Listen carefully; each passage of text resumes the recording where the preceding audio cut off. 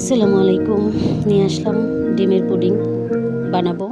তো আজকে আমার শাশুড়ি ডিমের পুডিং বানাবে, সেটাই আপনাদের সাথে শেয়ার করব। তো আমার আসলে এটাই প্রকৃত ডিমের পুডিং। আমরা বিভিন্নভাবেই পুডিং বানিয়ে থাকি বিভিন্ন কিছু দিয়ে। তো ডিমের পুডিং কীভাবে বানাই সেটাই শেয়ার করব। তো এখানে 12টি ডিম নিয়ে নিয়েছি। এখানে 3টা পুডিং হবে, ডিমের পুডিং। তো ডিমটাকে খুব ভালো করে ফেটাতে হবে। এখানে কিন্তু পানি স্পর্শ করানো যাবে না, শুকনো পাত্রের মধ্যে নিতে হবে। তো এখানে 3 কাপ পরিমাণ চিনি দিয়ে দিয়েছি। ডিমটাকে খুব ভালো করে ফেটিয়ে নিয়েছি। 3 কাপ পরিমাণ চিনি দিয়ে এই চিনিটা যতক্ষণ না গলবে ততক্ষণ পর্যন্ত এটাকে ফেটাতে হবে। তো এখানে পরিমাণ মতো লবণ দিয়ে দিয়েছে। 3টা ডিমের জন্য যে পরিমাণ মতো লবণ লাগে, এখানে এই যে বিটারটা দিয়ে খুব ভালো করে এটাকে মিক্স করতে হবে। কারণ যত ভালো করে মিক্স করা হবে পুডিংটা ততই মসৃণ হবে, সুন্দর হবে, ভালো হবে।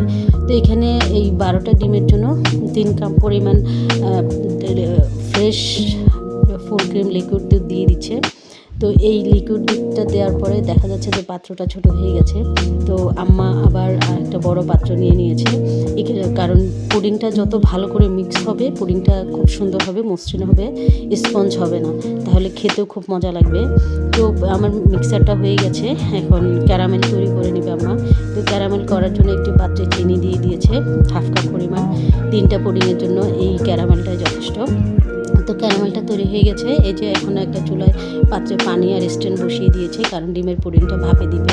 তো এই যে এই বাটিটাতে পুডিং বানাবে। এখন ক্যারামেলটা দিয়ে দিচ্ছে আম্মা।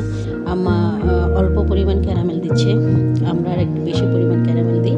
তো এই ক্যারামেলটা দিয়ে আম্মা এখন ডিমের মিক্সারটা দিয়ে দিবে ডিমের পুডিং বানানোর জন্য। প্রথম একটা পুডিং বানানোর জন্য দিয়ে দিবে। তো এই যে কাপ দিয়ে মেপে এই 3 কাপ পরিমাণ এখানে দিয়ে দিচ্ছে একটা পুডিংয়ের জন্য। তো এই যে একটা পুডিংয়ের জন্য 3 কাপ পরিমাণ বেটার দেওয়ার পরে ঢাকনা দিয়ে এটাকে পানিতে ভাপে বসিয়ে দিবে। 30 মিনিট রাখলেই যথেষ্ট। 30 মিনিট পরে পুডিংটা একদম অলমোস্ট হয়ে যাবে। আম্মা একটা শিলপাটা দিয়ে ঢেকে দিচ্ছে, যাতে পুডিংটা খুব সুন্দর হয়, পানি না ঢুকে। ঢাকনা দিয়ে দিবে। 30 মিনিট রাখার পরে গাইস কত সুন্দর হয়েছে পুডিংটা, খেতে খুবই অসাধারণ হয়েছে। অবশ্যই একবার এভাবে ট্রাই করে দেখবেন, খুবই মজা হয়। আবার দেখা হবে অন্য কোনো ভিডিওতে। Bye bye.